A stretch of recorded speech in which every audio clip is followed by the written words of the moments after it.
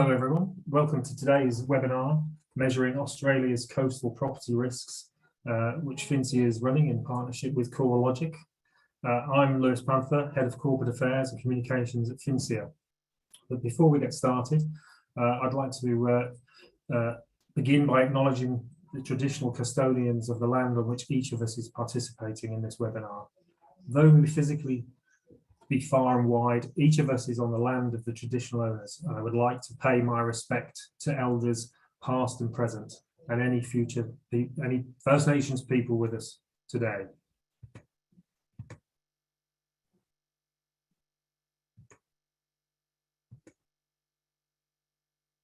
I'm pleased to introduce today's speaker, Dr. Pierre Wyatt, Head of Consulting and Risk Management, Asia Pacific CoreLogic.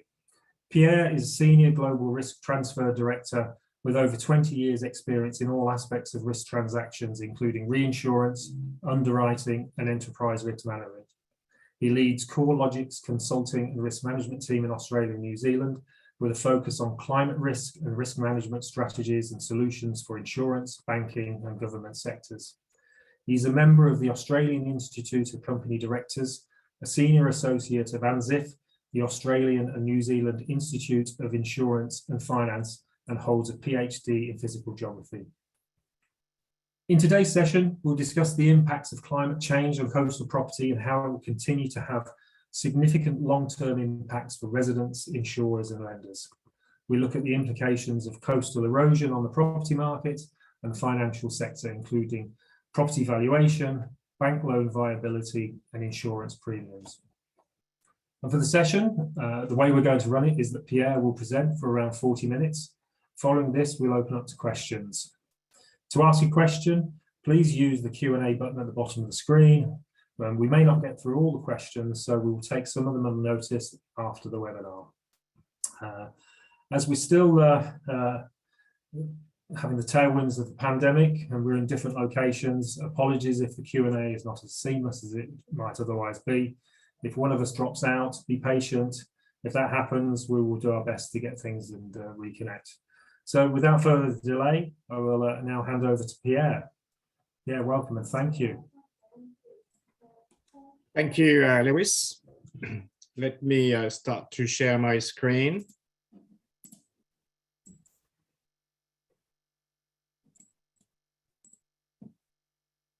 And hopefully you can see the full screen. So yes, thank you, Lewis, and thank you everyone to join us today to talk about coastal risks, which is organized with the help of FINSIA. So thank you for doing so. CoreLogic has just recently published an article regarding coastal risks, and so we're taking this opportunity to use this webinar to go perhaps a little bit further than the paper, and to show and to illustrate what we think it is an interesting and relevant topic to the financial industry, and obviously at a wider scale for all the communities. First, I'd like to also to thank all the team that worked on handling a lot of data, as you can imagine. So all the members of the CoreLogic Data Analytics, Benjamin Hart, Anna Russell, and Lachlan Wyatt. Just wanted to acknowledge their work as well. So like me, I guess you would have been able to read articles in the press from time to time over the last few years, specific to obviously local news sometimes, and where obviously some of these houses or properties would have been impacted by storm or by high surge, and pointing out the vulnerability of some of these properties, which some of them are very, quite healthy properties for the market. So with that, those two images here are just to show the Coleroy storm surge that we observed in on a couple of occasions, and also just recently in Queensland, south of Caloundra, there is the Bribie Island where a channel has been created. That's just back in January. So that's very those examples are here just to remind you that it's happening as we speak. It's not an occasional event that we see. And in fact, we'll come back to Coleroy and Hervey Island in a minute, but just to show the extent of the impact of coastal erosion, we've collected a lot of articles and press articles that relate local issues with coastal risks, either by some properties being at risk or by some part of the beach being removed. And here that map is just capturing all the locations that we noticed. It's just to show the extent actually of the concern and what we as a community, as a society, we should be concerned about. So let's go back to the Coleroy event, if I may say. It has been well reported in the press. It's quite spectacular. If you would have seen some of the images of some of these houses falling into the water, if I may say. So the first event started in June 2016 during a large windstorm, and part of the beach has been completely taken away up to a distance of 50 meters. So it's something very significant that impacted Coleroy. And windstorms and storm surge are events which are happening currently along the east coast of Australia due to the east low meteorological conditions that we observe. And from time to time, the beaches are being impacted. And again, it happened in February 2020, to the point that in January 2022, they have a local wall, a wall funded by private funds was built.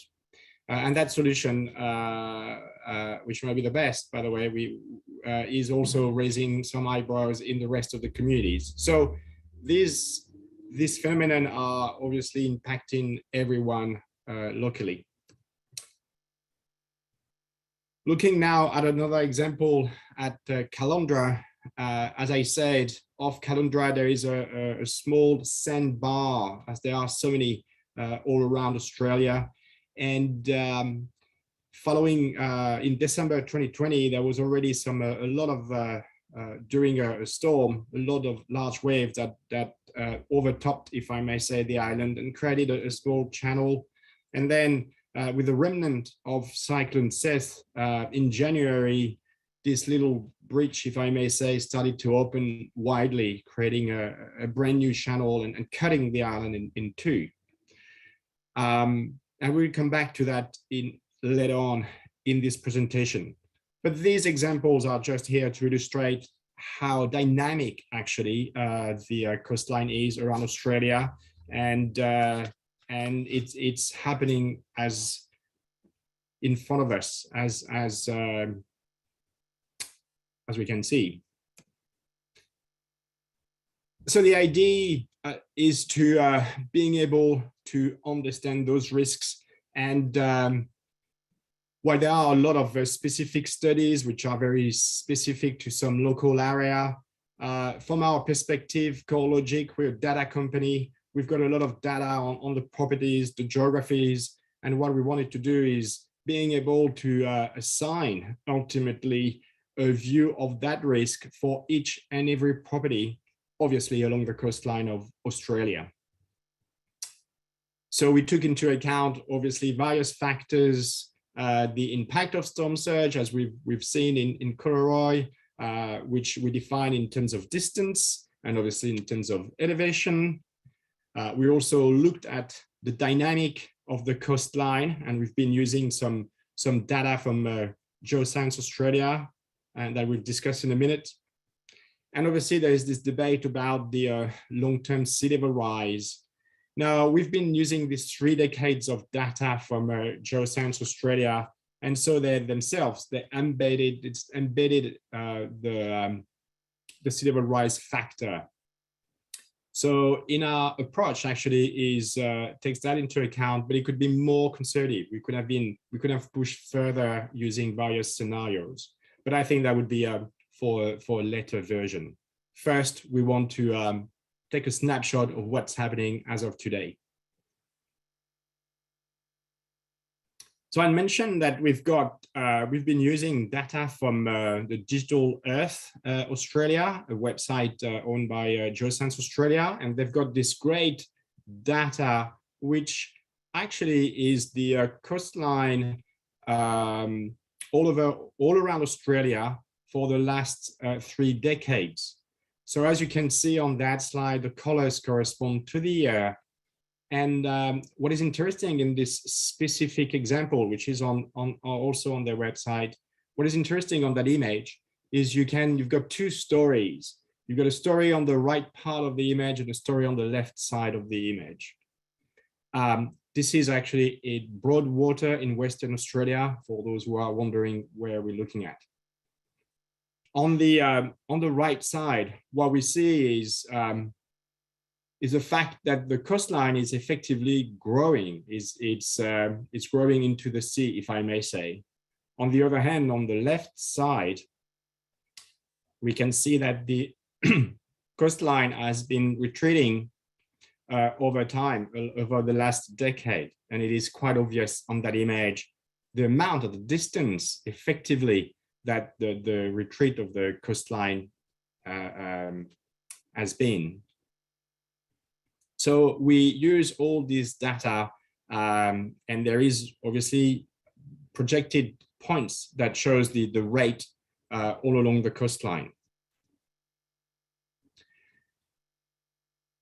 So in order to integrate that into a meaningful scaling system, if I may say, at property level, we ultimately looked at that rate of retreat.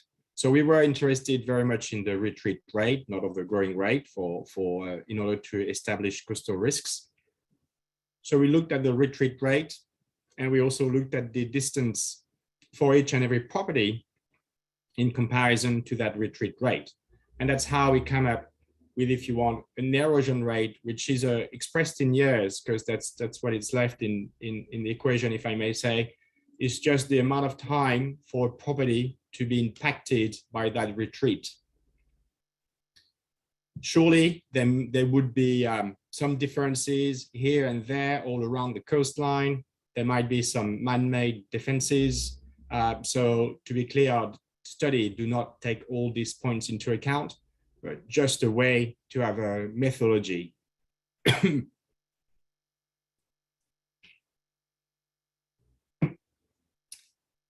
So how does it look?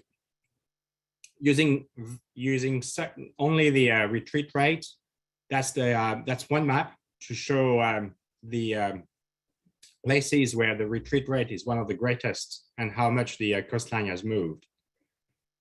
So places like East Mackay are in fact very, we can see the shore retreating very rapidly, up to 7 meters per year. Now, it doesn't mean that there's a straight correlation with the risk, because there might be a large distance between the retreat rate and the shore. So we had to take that into account as well.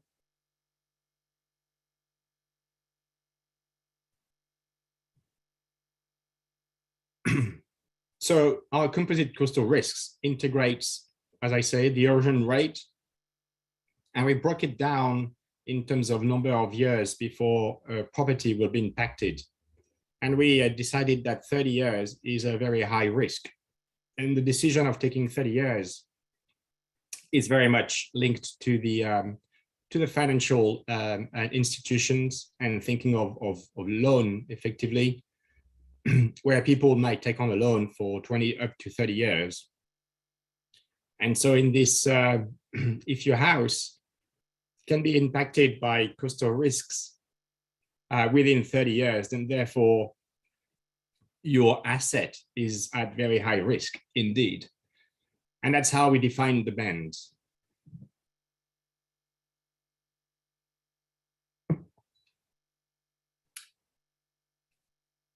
So it is a way to establish the relativity between the risks in our classification. It can be changed, it can be amended, but the point is to be able to have a consistent method throughout all the properties around Australia. So let's go back to our example and the focus we had on Coleroy so far. How does it look now? Well, on that map, you will see all the dots represent houses. And obviously the color is linked to the composite risk score. And so that score, as I said, take into account distance, elevation, and if it is noted, the retreat rate. Again, where we can see what is classified as very high risk is very much the area where the recent sea wall has been built near Stuart Street, but also where we would have seen the damages in 2016 and 2020. The Coleroy Hotel also, for instance, is an iconic place, and it's been also impacted through the storms. So it's just a concrete way to test, if you want, that the methodology works and provides some meaningful scoring. We've looked at other places, but just to to notice the amount, the value which is at risks through our method, given that we've got the scoring on a per property basis, we're able to count the number of individual houses, the number of apartments, and obviously the number of dwellings that are impacted by, that could be impacted by coastal risks. And we can also establish the overall value which is at risk. And we come back actually to the value along the coastline later on in this presentation.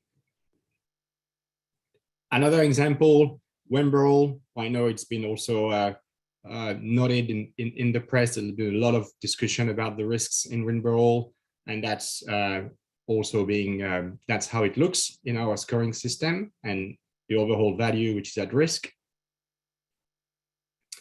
And finally, another example, back to our Caloundra example that we've seen at the beginning of the talk.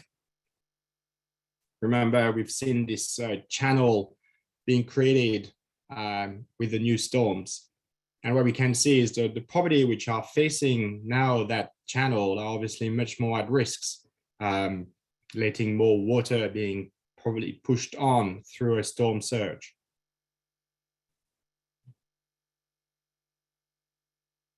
So we'll make a little pause right now. We've got a poll, and we'll be interested to know from you as a lender, perhaps, what is your biggest concern with growing coastal risks? Is it implementing appropriate hardship measures? Is it managing risk exposures and impacted assets? Or you want to be proactive at supporting and helping your customers, of course. And obviously addressing climate change impact for your company might be also your choice. So I will give you a few minutes to fill that poll.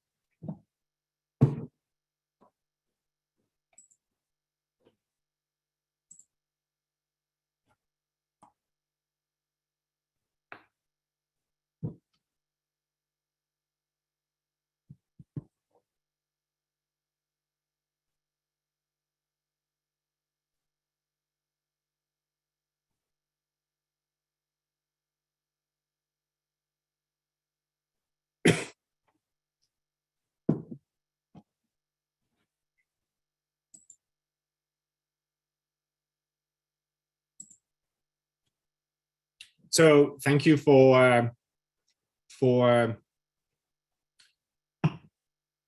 looking at the poll. So the highest concern from this audience is very much managing risk exposure and impacted assets. Indeed, that's the goal of our data, is being able to report that for each and every property around Australia. But obviously, being able to support customers is relevant, and it's inscribed into the overall climate change discussion. Very good. Thank you for providing your feedback. Now let's carry on a little bit the discussion here. So we were able to look at the places which are of concern, and one of the aspect also that needs to be noted in terms of wealth is obviously the closer you are to, not obviously, but what we noticed in throughout obviously Australia is the closer you are to the beach, often the property value is increasing as well. So it's a bit of a double whammy, if I may say, equation where the closer you are, the more at risk you are, but also the higher the value is at risk. And just to put things in perspective here, this example is for Mermaid Beach. We thought it was a nice example, a clean example to show you the correlation between the price of a standard 3-bedroom house and its distance relative to the shore. What is important to realize is it's not just in Mermaid Beach. I mean, overall, 10% of all residential drillings are within 1 kilometer of the coastline in Australia.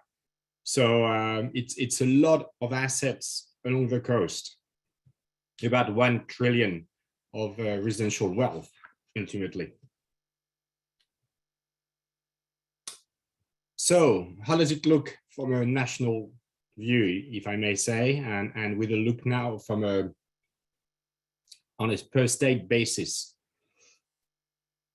Excuse me. This slide shows the number of properties ultimately being impacted, and the color is linked to the very high risk and also the high risk scores. In red, it's the houses, and blue, that's the apartments. Queensland is obviously the state which has the most property along the shore, which are at high risks, and overall, which are most property subject to coastal risks. Probably without a surprise, really, but it just confirms the fact. It doesn't mean that the other states are not also concerned. In fact, New South Wales, South Australia, Tasmania do have the same amount, roughly speaking, of properties being at very high risk.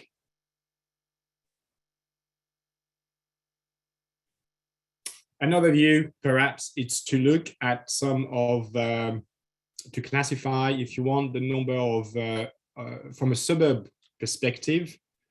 We ranked here the suburbs with the most property at risk.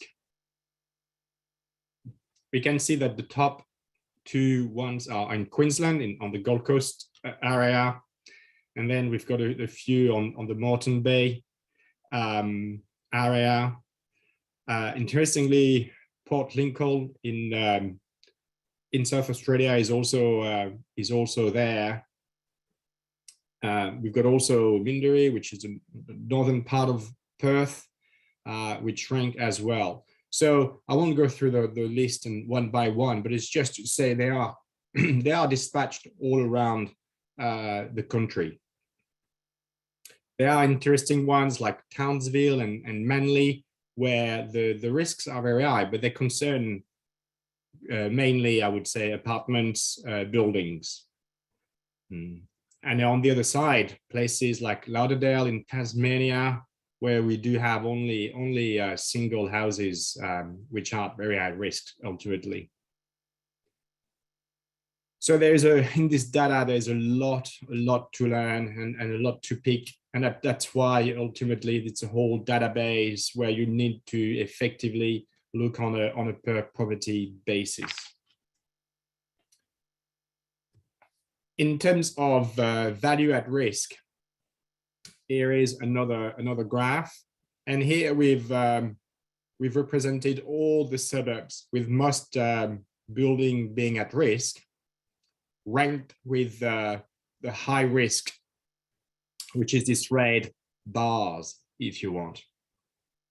The first thing is that we can see is that Paradise Point on the Gold Coast, which was topping our previous table, is again there. And the overall value at risk is just absolutely way beyond anything else on that table. We will come back to that in a second to understand a bit better why. Meanwhile, we've got places from, again, all around Australia, with places in Port Phillip Bay, like Spindle and Brighton. We've got a Wimborne in New South Wales, along with Coleroy. No surprise here, if I may say. But we do see all these different places in the various states. Queensland, New South Wales, Victoria, topping up this type of the amount of wealth being at risk. So why did the Paradise Point on the Gold Coast come up in our data analysis?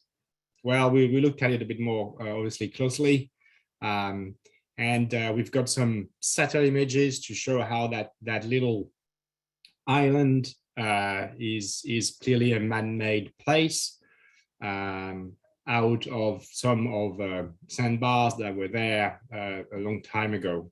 So it's all brand new. Here's an image of 1973, and there was hardly anything. 1989, and then so on. And that's how obviously we picked it up for obviously all the criteria of our selections do ring a bell here. If you look on the left, I mean, the image is all this property, they all have access to the water. It's obviously designed for it, but that means obviously all of these properties are at greater risks because they are straight into the water. And so the risk is great, and there wouldn't be too much for this property to, if there is a storm and if the water is pushed toward them, to be impacted. Also, interestingly, on that place is the staggering amount of each and every property. They are high-end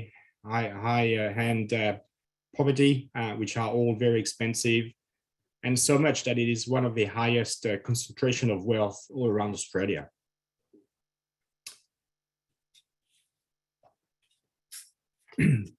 So perhaps in order to wrap up the discussion and to take on some questions, here is a list of the same graph, I may say, or the same that the table that we've looked at, listing all the suburbs with the amount of wealth being at risk. So in order to close this discussion, or this presentation, I should say, but we'll take on some questions. Those risk score, really, there's a real use from a lender's perspective, and especially from the credit risks aspect. It can start to be used readily in the credit risk equation to see what could be impacted by coastal risks, and if there might be a risk on the long-term basis. It would help property valuation. It would also it could also help in terms of education, to have a discussion with the owner and to see how they want to address that problem. It won't happen overnight. We know that, or it could on some very rare occasions, but otherwise it's a long trend that needs to be addressed. So there are many applications also in the insurance sector to be able to pinpoint what needs to be addressed on the long-term basis. So with that, I mean, I noticed that there are quite a few questions, so I'm aware of the time. I think it's perhaps the right time to take on some questions. Thank you. Thank you, Pierre. Having read your white paper earlier this week, watching the webinar, really brought it live. I think it shows it's great to have that kind of personal connection. And as you can see, we are getting a fair few questions coming through. So I'll pick through them and I've had a look already and see if there are any that are along a theme. But the first one was from Beth Patterson, who wanted to ask about the map data set you're using, if you're able to talk about that. Yeah, absolutely. I mean, it's reference. You can go to the DEA website. It's dea.ga.gov.au. Straightforward. Okay. And that was following on from that. Another sort of methodology questions is how, if you do, assess the vulnerability of different building types. So no, this methodology is very much to address and to assess the risks, the potential risks. It's true that vulnerability can be taken into account in terms of obviously how the building is made, and we appreciate that often if you build very closely to the sea, you might have been thinking of a solid or a sturdy way to build your house. So no, this methodology is more to understand the risks on the same basis. Okay, I think that's sure that's answered the question of that member. Peter Hooker has asked about second order effects. He's talked about pit water eroding Coleroy and asked about whether the route of the road needs to change in parts. He says, even if my property is coded green on the west side of the road, the amenity is on the other side and may still be threatened. Is that something that is taken into account in the scorecard? So we take into account, as I said, some of the parameters. There are some subtlety that we do appreciate locally. And so perhaps in regards to the locations of amenities or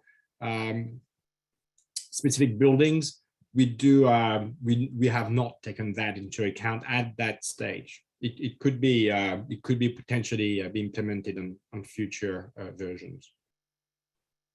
Because this is the first time that this has actually been done, isn't it? This to this degree that you've looked at it as an overall coastal risk for Australia. Yes, that's right. Okay.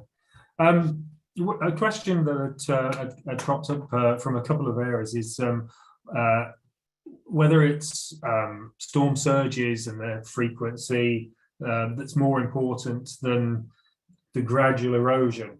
Have you been able? Is there a differentiation, or do you put more weight on one or the other?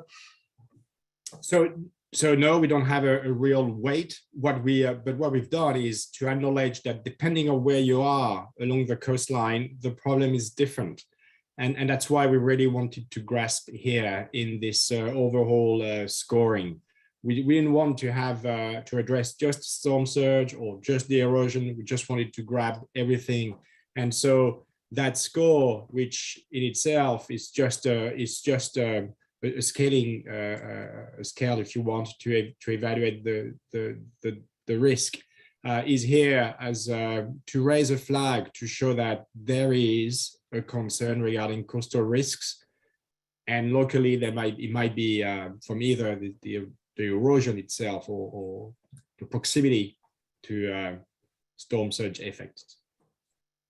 I'll follow that one then from a question from David Thomas, who asks if this score is being applied by lenders in credit risk scoring and insurers. Is this happening yet? So it has just been released. Any Probably... interest so far? Well, hopefully I'm sure the webinar will encourage some people. One of the things I was interested in, and I don't think there was as many pictures in the report, but when you showed, it brings it home to you, the seawall at Coleroy, and we know of these things happening in other parts of the world. Are they effective in mitigating this kind of risk? Is that something you can comment on? So, I mean, for us, CoreLogic is very much a data company. We're not even an engineering company, if I may say. You really have to ask engineers and people who do know what is the best structure and how effective they are. So it would be a bit, it's a bit too far-fetched for us to be able to comment, really, at that level. We are getting this testimony to how interested people are. I don't think I've seen as many questions in a webinar that we've had in the last so many years. So from Nicholas Harris, he says, do you believe a research exercise could be applied for flooding risk in New South Wales and Southeast Queensland? I guess he's referring to more inland events that we're again seeing that are right in front of us.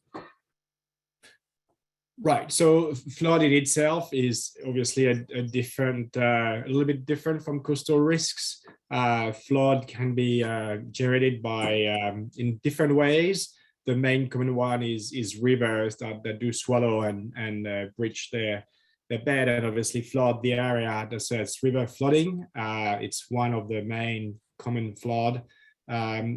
But there could be also what we call flash flood, which is a downpour of a lot of water unexpectedly in one specific location, and the water somehow is trapped effectively and creates some local floods, which was actually observed recently on the northern beaches as well.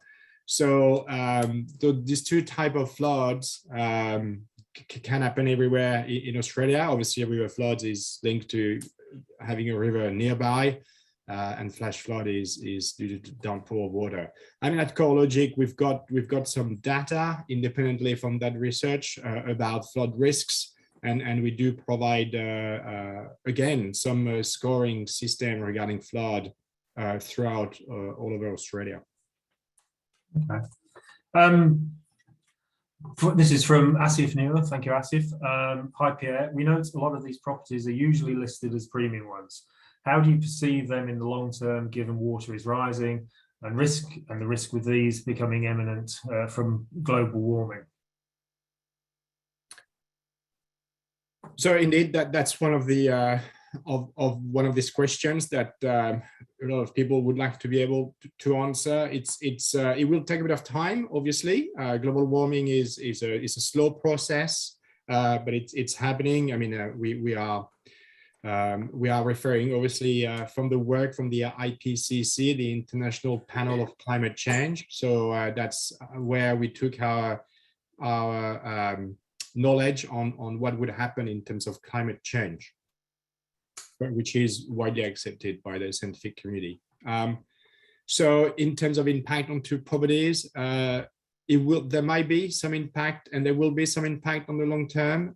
If you can imagine, if you are buying a new house, new or not, but if you're buying a property next to the sea and you take on a loan on the long term, and through time there is an impact, there is a retreating coastline, or your property is damaged from a storm surge, then your asset is losing value. So there is a real risk here, and I think it needs to be taken into account and to be discussed and see and recognized, I guess, ultimately by the communities. And let's follow that with Honora Corbett's asking again, how vulnerable are the stone seawalls in Sydney Harbour to rising sea level and or storm surges? Is that something that you could comment on? So again, I mean, I guess those for CoreLogic is a little bit difficult to comment on those infrastructure and engineered solutions. They would have been done by expert opinion, expert engineers, and so we believe that, I mean, if they would have done that, it's big. But one thing I will say, they would have obviously had what could be done. So I should try to weed out the engineering questions and come back to the risk. Before I go, John O'Sullivan has asked, are there consolidated approaches to mitigation being taken between local and state government, or is it case by case in what you are seeing? Yes, that actually it's interesting. Is how do you approach a solution from a global perspective or national level? And that is, I think, a little bit difficult from the data we looked at. It looks like there are a lot of different type, if I may say, of different type of solutions that could be done for specific localities and locations around the country. So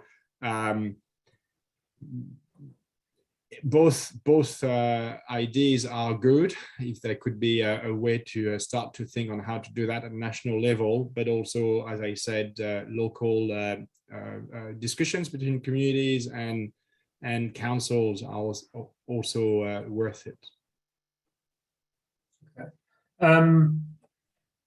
From David Tripe, from public policy perspective, he says, how do we stop the problems of these properties being socialised?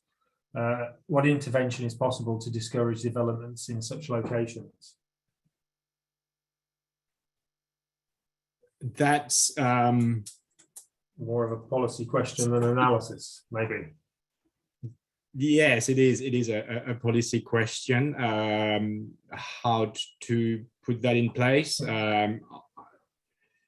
Is it the case you're giving them the data and it's for them to use, should I perhaps say at this stage? Because it brings me on to another question from James, who asks about a particular place that he lives at that you featured, and he asks you, should he sell? So I think the answer is, and now we're still getting many more questions. There's one I wanted to ask that came and it's actually gone past me, and it's about, do you differentiate between inland islands and the external coastal erosion that where you pointed out up at behind Surfers Paradise? Yes, so we tried to, obviously there would be some effects. So what we noticed in our methodology is with when you've got a sandbar, an island, or some kind of protection, it seems, obviously there is no real impact of what we call coastal retreat, because it has been fairly static over the years, but it doesn't mean that there is no risks, because ultimately we as a society tend to build properties right at the water level, and we know that they don't need much to be overtopped by water. So around the Brisbane, the whole Gold Coast and Sunshine Coast, what we can comment on is there are, as we know, not very often, but it could happen that we do have tropical cyclones. And those storms, very powerful storms, they would be able to push a lot of water above and beyond what would sandbars and also top over properties, small walls. So you could imagine a scenario where a storm surge created by a tropical cyclone would create a lot of damages to those properties. And a question along those lines and about the development of property.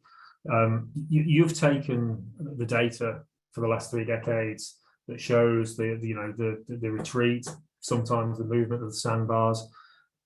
Have you also looked at whether there's been an increase in property being built closer to the shoreline over that period? Obviously, there's been massive increases in property prices in certain areas over the past few years, and as we know, most Australians like to be near the water.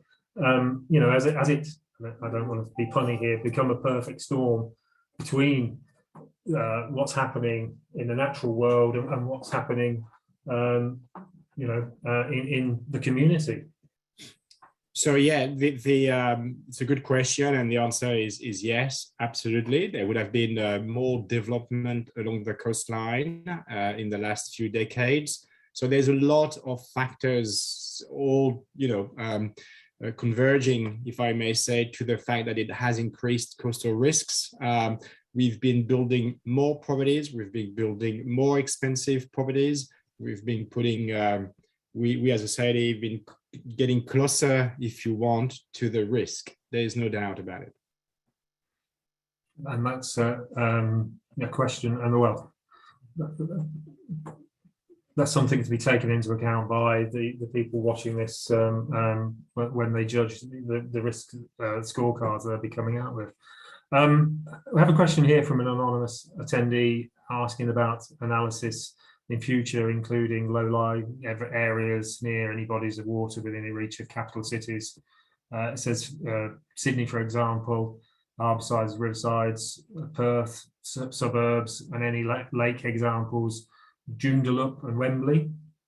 Do we know, I mean, in your experiences, in risk, is there greater attention to this being undertaken at the moment? So we haven't been too much inland, and by inland, what we define inland is quite remote from the coast. So I can see also some questions regarding inside the various harbours. Could be in Sydney, it could be elsewhere. So we don't go. We didn't go too far inland. I mean, we as I said, the study restricted to the first few hundred meters. So it's not a. One might say that it's not complete in terms of getting right into some of the river estuaries and so on. So there might be also some risks there. I was interested to see when you showed the imagery around the retreat, but a short distance away there was the coastal expansion, which you said that you didn't take into consideration, obviously because it was expanding. But it's we shifting sands in those kind of low-lying areas. Is that something that we're seeing? Is it important to look at what is happening there as well? Sure. I mean, if it is a low-lying area very close to the water, that should ring a bell. It doesn't mean that the frequency of the risk is very high, but perhaps it should be assessed. I'm thinking of this suburb in Tasmania, south of Hobart, in Lauderdale. It's a small isthmus like we've got along the coastline, like perhaps like in Manly, and there is no doubt that you are close to the water on two sides effectively. So it doesn't need too much of a storm, of a water being pushed to obviously being impacted. From that, I think this follows on quite well that Mark Cooter has asked, and he asks about if there's a graph of the time and sea surge levels and what impact that has. He says, for example, 8-meter surge could be fine in 2022, but by 2032, you may need to have a 10-meter differential. Are they the kind of thing? I may be asking more engineering questions here, but is that something that you've looked into or thought about when it comes to the risks that we're facing? Yeah, absolutely. So we've been thinking of that. It's a very good point, actually. It's true that what we see as of today might not be the picture in 30 years. And to do that means setting up some assumptions or assuming that sea level has risen by X amount in centimeters. And that plus the combination of higher surge would obviously increase ultimately the height that that the water could impact. So we've been thinking about it. At this point, for this first version, we've been just using the data as we know it, as we got it. Perhaps it's a good point for a future version is to have some scenarios and projections of what could happen. It also does make me wonder. I know that the timelines that you looked at, and the start off for the very high risk is the 30 years, and it's tied in with a mortgage timeline. But it does strike me that, and from the interactions we've had over the last few years, and the interest in and problems coming out of climate change and attendant coastal erosion, these timelines are shrinking. Is that something that is there at front of mind for you and CoreLogic as you look at this? And could that shrink to a much shorter period of time? So for all the questions linked to future climates, really, we just take that from the IPCC and the various scenarios that are discussed also in the finance world, which are recommended through the TCFD, what also the regulators are advising. And all these scenarios, future scenarios, are all coming from the overall International Panel of Climate Change, and they're coming up with those future scenarios. So we do have, perhaps not for the coastal risks, but for flood, and we do have scenarios on future projections that follow those recommended scenarios. Okay. Where are we with the questions around?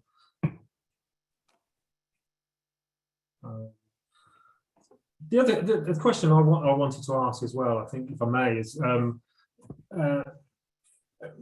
this kind of, have you seen this research around the world? I think of low-lying areas, the Netherlands specifically, not far from where I spent most of my life, and have there been any lessons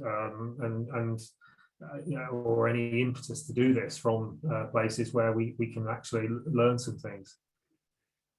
Yeah, it's a very good question. We looked at what happened internationally and with the understanding of what can we learn, what has been learned elsewhere. So absolutely, the Netherlands are on the forefront of this problem. Other places around the world, I'm thinking of Miami, where the water is. If there's a bit of rain in Miami, you would see the water coming out of the street, as there's no way for the water to escape. It's quite. It's quite interesting to see, we also tried to look at some impact of what we call climate change on the property market. It is quite difficult to read the impact of the weather, of changes of weather, compared to our Australian market, which is extremely dynamic. So on one hand, we've got a set of data, which is the Australian market expanding, growing, and a lot of elements which are rich to discuss, that my colleague Elisa does.